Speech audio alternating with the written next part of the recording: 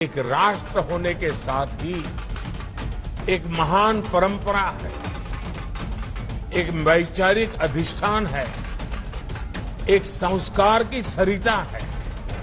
भारत वो शीर्ष चिंतन है जो वसुधैव कुटुंबकम की बात करता है। भारत दूसरे के नुकसान की कीमत पर अपने उत्थान के सपने नहीं देखता। भारत अपने साथ संपूर्ण मानवता के, पूरी दुनिया के कल्याण की कामना करता है। दूसरों के नुकसान की कीमत पर अपने उत्थान के सपने नहीं देखता। यूरोप यात्रा पर जाने से पहले प्रधानमंत्री मोदी ने कनाडा के भारतवंशियों को जो संदेश दिया, उसमें दुनिया के लिए भारत को लेकर संकेत है। आज का ये आयोजन इस बात का प्रतीक है कि भारत के अमृत संकल्प केवल भारत की सीमाओं तक ही सीमित नहीं है। ये संकल्प विश्व भर में फैल रहे हैं, पूरे विश्व को जोड़ रहे हैं। आज जब हम आत्मनिर्भर भारत अभियान को आगे बढ़ाते हैं तो विश्व के लिए प्रगति की नई संभावनाएं खोलने की भी बात करते हैं। भारत के विकास में दुनिया के विकास का संकेत महज वाक्य नहीं, बल्कि ये पूरी रणनीति है जो भारत की संस्कृति से समस्या के समाधान दिखाती है। मुझे विश्वास है कि अपने इस आदर्शों पर चलते हुए हम एक नया भारत भी बनाएंगे और बेहतर दुनिया का सपना भी साकार करेंगे।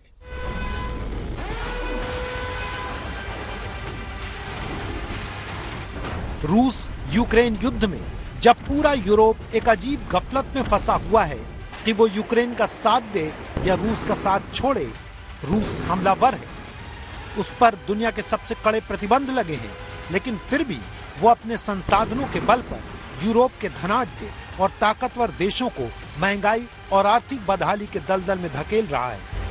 इसने भारत के आत्मनिर्भर राष्ट्र की नीति का महत्व समझाया है। योग के प्रसार के लिए प्रयास करते हैं तो विश्व के हर व्यक्ति के लिए सर्वे संतु निरामया की कामना करते हैं। क्लाइमेट चेंज और सस्टेनेबल डेवलपमेंट जैसे विषयों को लेकर भी भारत की आवाज पूरी मानवता का प्रतिनिधित्व कर रही है।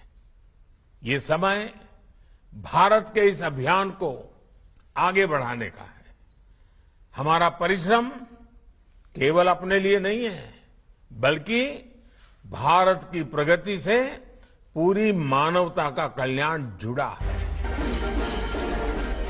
हमने बिना किसी खेमे में खड़े हुए गुट निरपेक्षता की विदेश नीति को 21वीं सदी में फिर से सार्थक बनाकर दिखाया है।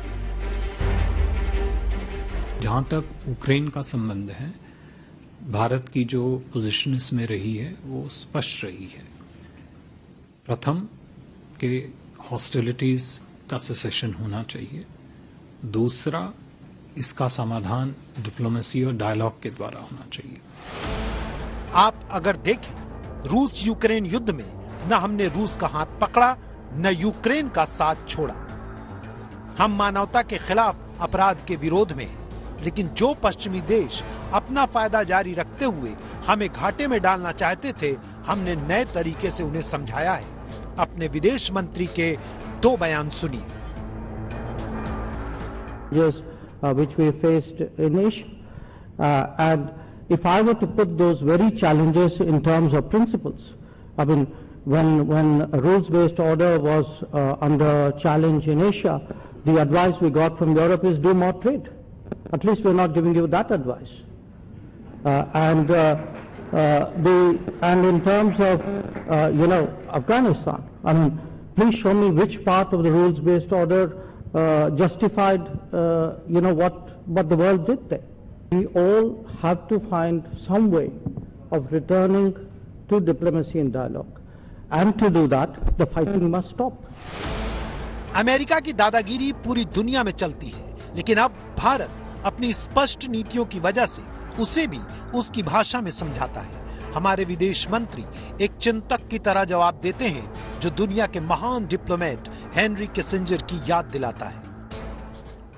If you are looking at energy purchases from Russia, I would suggest that your attention should be focused on Europe, which probably we do buy some energy which is necessary for our energy security.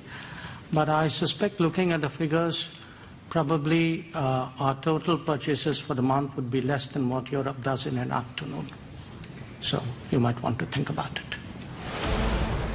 रूस Ukraine युद्ध शुरू होने के बाद और युद्ध से जूझ रहे यूरोप में प्रधानमंत्री मोदी के पहुंचने के बीच पूरी दुनिया के बड़े नेताओं ने भारत की यात्रा की है। इसमें अमेरिका के डिप्टी एनएसए, ब्रिटेन के प्रधानमंत्री, रूस के विदेश मंत्री, चीन के विदेश मंत्री, यूरोपियन यूनियन के अध्यक्ष सहित कई देश के राष्ट्राध्यक्ष शामिल हैं और सबको भारत से उम्मीद है, किसी को शांति की तो किसी को समर्थन की।